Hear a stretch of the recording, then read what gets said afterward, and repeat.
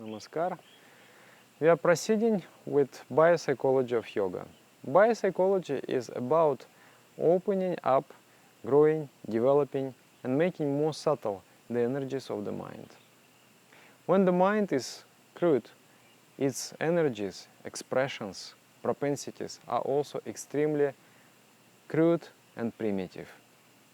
So, biopsychology is about bringing harmony, bringing happiness, bringing health, and bringing strength to the human body and mind. It is about giving a push to our evolutionary process. So as such, biopsychology is extremely important for everyone who is aspiring, and it is actually everyone, to lead a harmonious, happy life. And especially biopsychology is useful for those who strive to achieve any significant progress in the practice of yoga and meditation. It is a subtle knowledge behind the practice of yoga and meditation.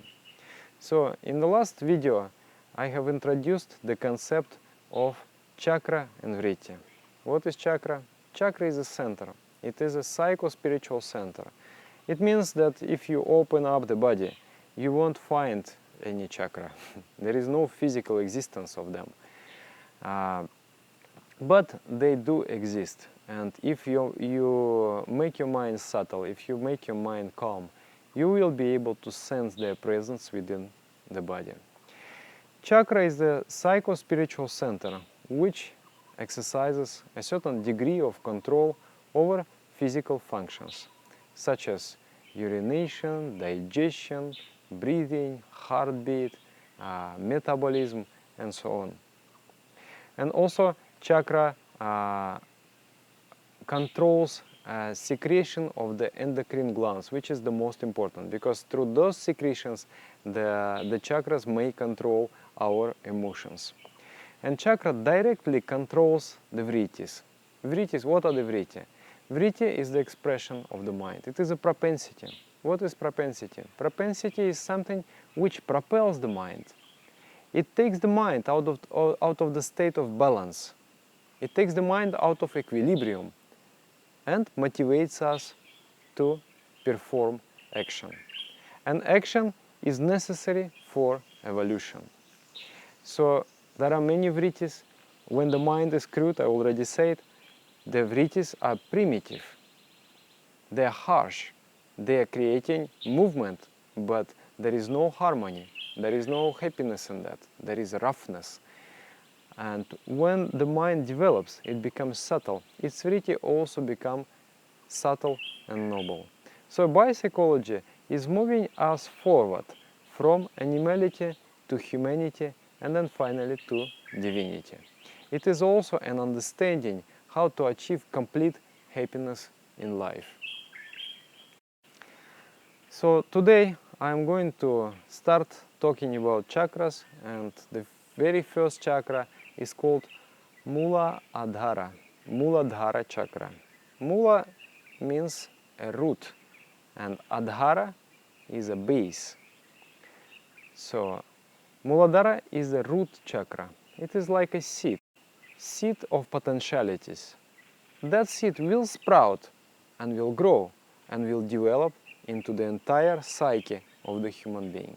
But all the potentialities, they are staying there in the Muladhara chakra, dormant there in the Muladhara chakra. So those potentialities, they have to be opened up and expressed. Muladhara chakra is concerned with the yearning for happiness. And there are 4 dimensions of happiness, 4 vrittis, 4 propensities of the Muladhara chakra. What are those 4? First dimension of happiness is physical. We desire physical satisfaction.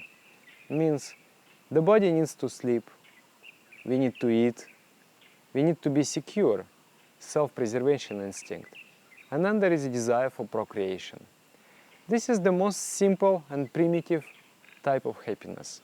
That happiness stays there at the Muladhara chakra itself. And then when you go a step further, a next level of happiness is taking place, the seed of that happiness is in Muladhara chakra, but the expression of that happiness takes place in Swadhisthana chakra and Manipura chakra. Swadhisthana and Manipura chakra.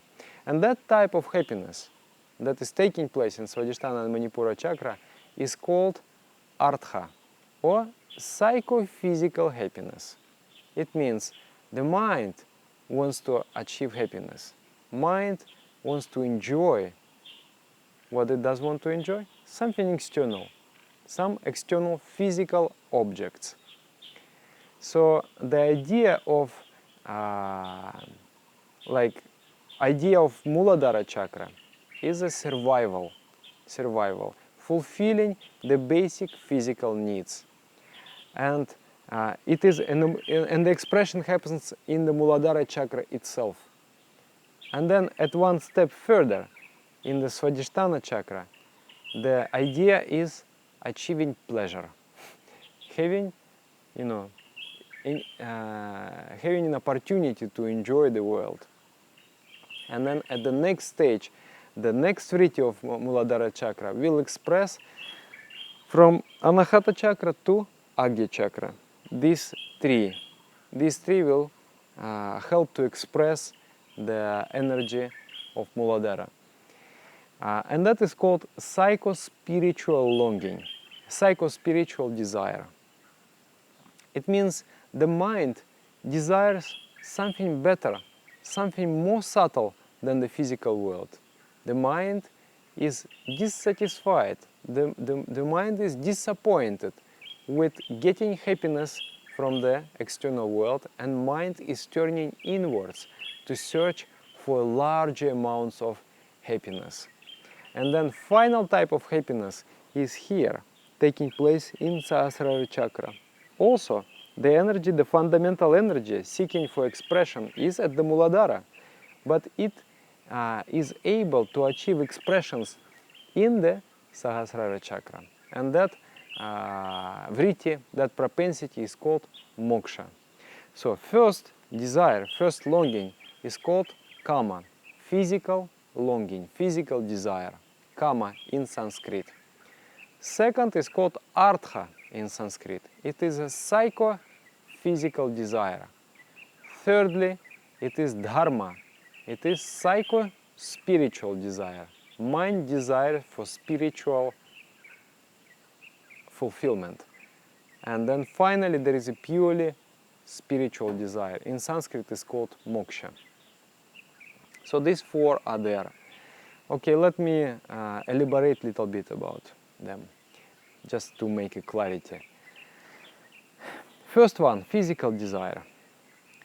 If you are able to perceive the needs of your body, you will be able to maintain a proper health.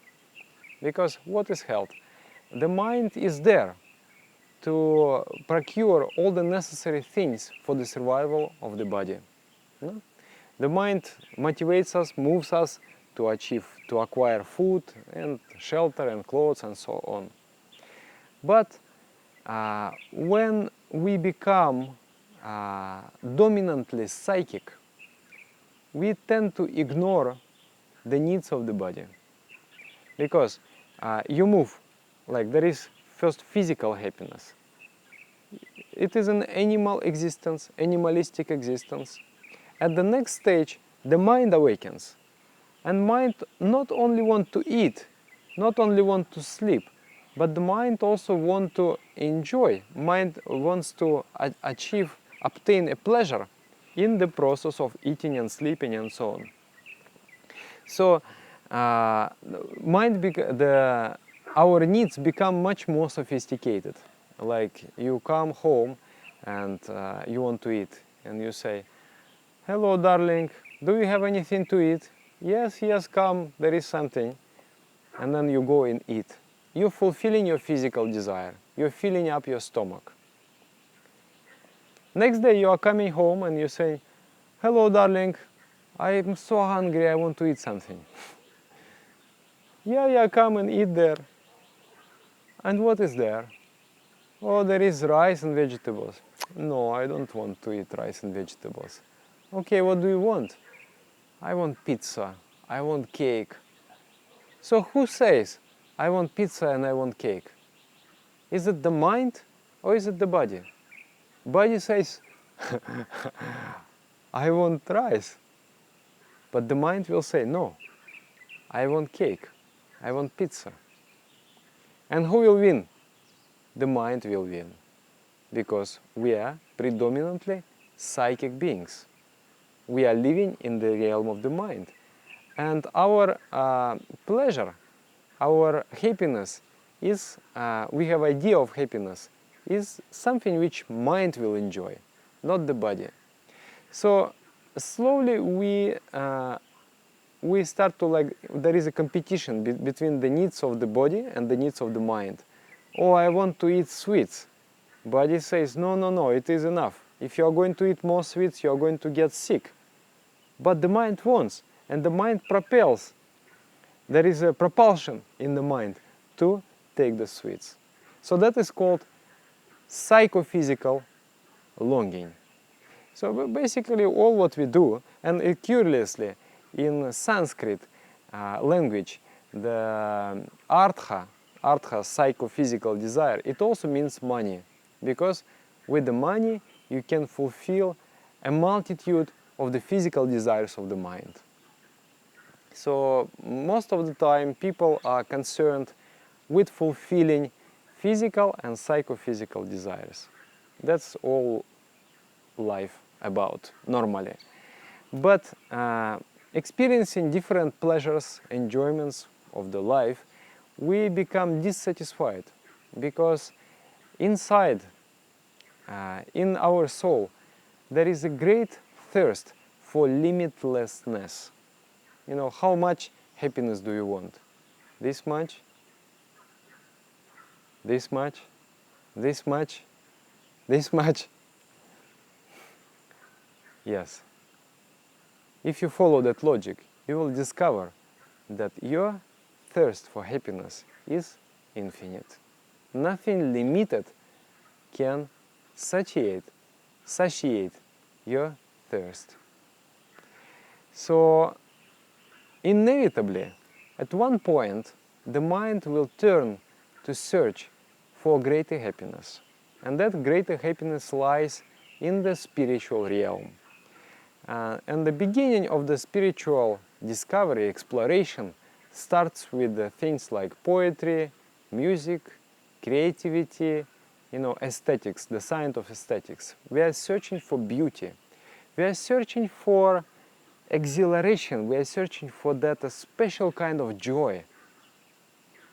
And we find it in the subtle expressions, such as poetry, such as music, and so on, such as love, such as, interpersonal communications. So that is the beginning of the psycho-spiritual longing, psycho-spiritual desire. Actually, we are moving from a limited state to a limitless state. Like first, at the Muladhara chakra, our mind is encapsulated. It is limited with the feeling of the body. You only identify yourself with the body. There is no connection with the external world. You just obtain what you need to survive, and that's it. Then as you proceed towards the second chakra, or Swadhisthana chakra, then that feeling little bit expands. You develop some kind of relationship with the external world. But that relationship is purely egoistic. Means you need something, you obtain pleasure from something, and you go obtaining pleasure. You are searching for pleasure. At the level of Manipura chakra, still more expansion takes place. There is, like in the Swadhisthana chakra, very egoistic. You take what you want. But at the Manipura chakra, there is attachment, there is a bonding between you and the object of enjoyment. Like you say, I love you, I cannot live without you. What is that? It is attachment. So you have someone and you say, I love you, but actually it's quite egoistic feeling. I love you means I am happy with you, Without you, I am unhappy. I don't care how you feel, but that is how I feel. And for my happiness, I will protect you, I will nourish you, I will develop you, and so on and so on and so on. But the objective here is to derive happiness yourself. So you are going a little bit out of your capsule, you are going a little bit, you are expanding a bit, but not yet very much expanded. At the level of Anahata chakra, the expansion is more. You feel genuine love. Means you are ready to care and to give without actually having, without actually expecting to have something in return. Just you want a recognition. That's all. Means I am recognizing you as a part of myself, but in exchange, I want you to recognize me as a part of yourself. That is called love. That is called love. So you see, we are coming out of the seed, of the capsule. We are going out, we are expanding. So love is an expanding agent. I love him, I love her, I love every one of you. So I am not anymore a person. I have become one with you. I am expanding the periphery of my mind. And then here, so you see, here already the psychospiritual desire starts from Anahata chakra. The desire to experience the infinite reality. So love, the true love, is a desire to lose yourself, to become bigger than what you are. So then at the Vishuddha chakra here, the expression is that I don't require any recognition. I am feeling that I have lost myself in my mission of life. Means I feel very strongly within that I love everything in this universe, and I live for the happiness of everyone, everything. And I sense a purpose of my life. I sense a mission of my life. And fulfilling that purpose of life, fulfilling that mission of life, makes me extremely happy. And then here, at this level, then there will be complete loss of boundaries. You will not be able to feel yourself as an individual. You are feeling yourself as the entire universe. So that is the process of psychospiritual expansion. And then finally, spiritual desire will express here. What is spiritual desire? Spiritual desire is the desire for freedom. We all harbor that thought. Some of us may say, once I have made enough money, I'm going to retire and I'm going to travel and enjoy my life. So that thought presupposes the state of life where there is no more struggle. There is only happiness and joy. So every one of us unconsciously dreams about that state. But in the physical world, of course, it is not possible. Even to survive, we have to breathe, we have to make an effort. Without effort, we cannot survive, we cannot live. So, but in the spiritual realm, it is possible. When the mind itself elevates so high that its borders disappear, the function of the mind ceases, and the mind transforms in the pure consciousness. At that state, there is a state of complete freedom and complete bliss. I would not, I don't think I should go into that topic because it's rather little advanced, but yes, I just mentioned it briefly. So, physical desire, desire of the body for the physical object, psychophysical desire, desire of the mind for the physical objects, psychospiritual desire, desire of the mind for spiritual experiences. Spiritual experiences such as creativity, art and so on, or just to feel yourself one, like to lose the borders of your mind, you know, in a relationship, or even when people they go for the rock concert. What is an attraction?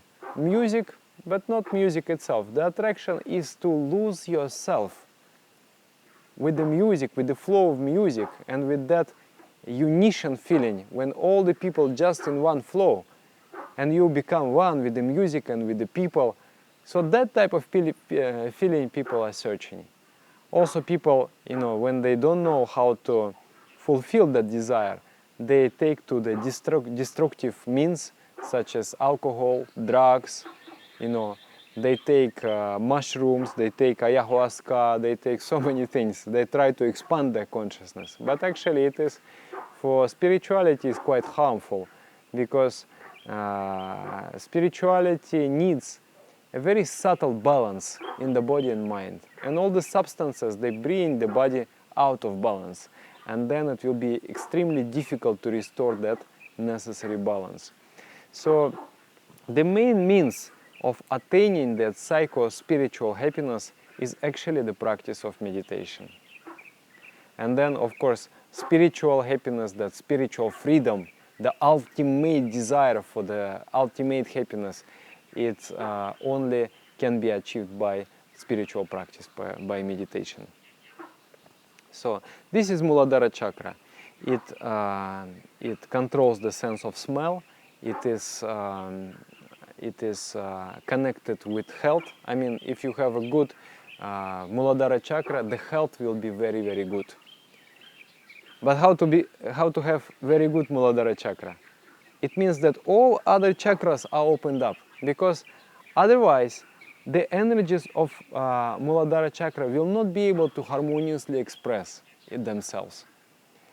Like if there is the lower chakras only, then there are only one or two energies of the Muladhara chakra will open up. So to open up, to completely develop Muladhara chakra, all chakras are also have to be developed. So it is, and then when that is complete, then you can say, I have achieved a complete health, and I achieved a complete happiness. Solid factor is controlled by Muladhara chakra and gives a sense of groundedness, it gives the sense of steadiness, stability, and Muladhara chakra controls the four vrittis, propensities, which are the main longings in our life. Maybe you have heard the pyramid of Maslow, this humanist psychology. It's like a pyramid of the hierarchy of the human needs. It is very similar to this concept of yogic happiness, but the yogic idea, biopsychological idea, is very ancient. That one is very modern. But essentially they are agreeing with each other, that we go from very primitive expression to the subtlest and the highest expression. And Muladhara chakra, how it can be opened up, how it can be developed. The first one, asanas. Asanas, I will just mention. You can refer, you can go and check them up in the playlist in my YouTube channel. Is a playlist called asanas, the yogic exercises. The yogic exercises, they twist, they squeeze, they stretch different glands and different portions of the body. And in this way, they're balancing crude and subtle energies of the body. They balance the hormonal secretions, and also they balance the flow of prana, vital energy within the body. In this way, asanas, they help to open up, to balance, to harmonize the chakras. So what asanas for Muladhara chakra? Dirga pranam is good, yoga mudra, bhujangasana or cobra posture, utkata vajrasana, utkata paschimottanasana, janushirasana, gomukhasana, shalabhasana. All these asanas are very good. They are very efficient. Especially, I would say, Gomukhasana is very, very powerful asana. I will talk more later about that, for balancing two lower chakras. These chakras, like first chakra and second chakra, they're very, very near in the body. So whichever exercise the Svadhisthana chakra also will exercise the Muladhara chakra. Then there is a special breathing exercise. It's called Prithivi Mudra. Prithivi means earth, the mudra of earth. It is a breathing exercise. You have to lie down in the corpse position and then focus your mind on the coccyx, the physical location of Muladhara chakra. Then you breathe in, and while breathing in, you need to imagine, you need to feel that you are taking in all the energy of the universe within your chakra. And while breathing out, you are releasing it. So it is something like tidal waves. It is coming and it is going. It is coming and it is going. It's filling you up and then leaving you. It's like cleansing your chakra. So, but don't do more than 7 cycles of breath, because if you do more, it may create imbalance in your mind. It may create agitation and restlessness in the mind, which is not good for the practice. And yes, that is breathing exercise. And then finally, I will say that the most important practice for opening up and balancing of Muladhara chakra is mantra meditation. In the Muladhara chakra, there is a special energy. It's called sleeping divinity. That divine energy, it has infinite potential, but it is in dormant form. And to awaken that energy, you need to use a sound. Sound is like a subtle, it strikes in a subtle wave, in a subtle way, that sleeping divinity. And that sleeping divinity is getting awakened. And when it is awakened, and it proceeds forwards, opening up the entire human psyche. So mantra meditation is extremely important. I just returned from my tour. I visited 12 cities in the last 2 months, and I was initiating people. Initiating means giving personal instruction, personal technique, personal mantra. Before that, they were doing a meditation just like you are doing with Baba Nam Kevalam meditation. And my condition is that once you have done 100 hours of meditation, once you clocked that with Baba Nam Kevalam, then I can teach personal technique. And it was very, very inspiring. Like I would tell the mantra to them, and then would say that, okay, now you close your eyes and you repeat, you feel it, breathe very slowly and repeat and listen to the mantra inside your mind. And then I observe. And the person will repeat 2, 3, 4 times. And then after 4 or 5 times, there is this energy spreading out of that person, filling up the space, beautiful energy, sublime energy. And then I would say, you see? And then the person is like, Dada, wow, how is this? I just repeated a few times. I feel so much. How is it? I said, because this is your personal mantra. So mantra has extreme power. Especially personal mantra has an extreme power. It awakens the divine energy within you. And it is the best and the most efficient method to develop Muladhara chakra. So health will develop, the sense of groundedness will develop, so many things. I have seen people who are very much space cadet, they're somewhere in the sky. But when starting practicing meditation, they become very grounded, become steady, become stable. That is one good effect of meditation. It makes the person much more stable. So yes. And then there is also technique. We teach few lessons of meditation, and there is a special chakra meditation with the long mantras. So in that lesson you meditate on the chakras with But it is a little bit dangerous technique, so it cannot be taught over internet. It has to be taught in the process of personal instructions, because you know the chakras is the government of the body. If anything goes wrong, then you know something really goes wrong. So the teacher, qualified teacher, has to teach you how to meditate on the chakras, and then also that meditation will open up many chakras, but also Muladhara chakra. Yeah, so I hope you have some idea what is Muladhara chakra, and my main message was what is human happiness about. Human happiness comprises of fulfillment of 4 needs: physical needs, psychophysical needs, psychospiritual needs, and spiritual needs. And to fulfill all those needs, you need to open up Muladhara chakra, but after opening up that, you have to have channels for expressions of that energy, and those channels are higher chakras. So actually, to open up and develop the Muladhara chakra, you have to develop all your entire, you know, psychic system. So in the further lessons, I am going to discuss other 6 chakras, and then you will have a complete idea about spiritual practice, what to do, what not to do.